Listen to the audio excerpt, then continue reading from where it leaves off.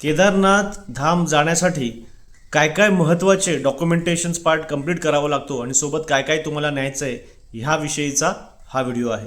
सर्वात प्रथम सगळ्यात महत्त्वाचं जे आहे ते तुमचं रजिस्ट्रेशन, यात्रा रजिस्ट्रेशन.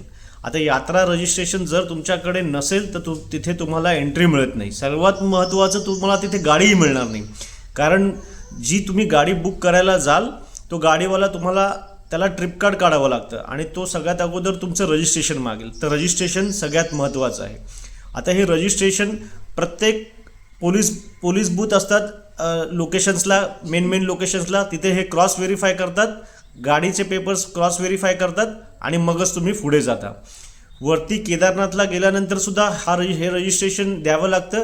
गेल्या वर्षी 2025 रोजी आपल्याला तिथेच टोकन सिस्टम सुरू होती. म्हणजे ते कशाला ते सुरू केले आपल्याला कळत नाही, उगाचच मोठी लाईन लावा आणि त्या टायमानुसार मग तिथे तुम्हाला जावं लागतं. सकाळी अगोदर जावा, टोकन घ्या आणि मग तिथे लाईनीत परत त्यावेळेस उभे राहा. ही अशा पद्धतीची ती सिस्टम आहे. तर हे रजिस्ट्रेशन खूप महत्त्वाचं आहे.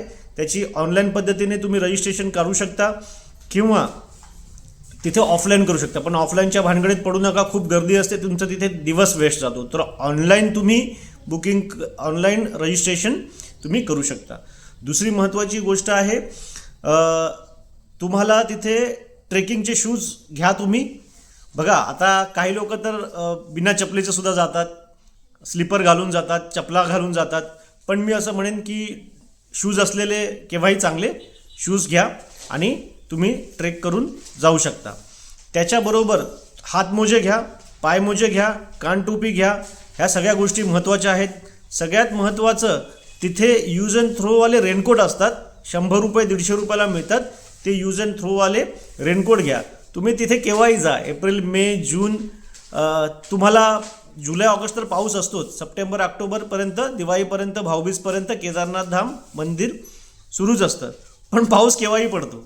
सर तुमच्याकडे तिथे तुम्हाला 100 ते 150 रुपयापर्यंत यूज अँड थ्रोवाला रेनकोट मिळतो, तो नक्की तिथे घ्या.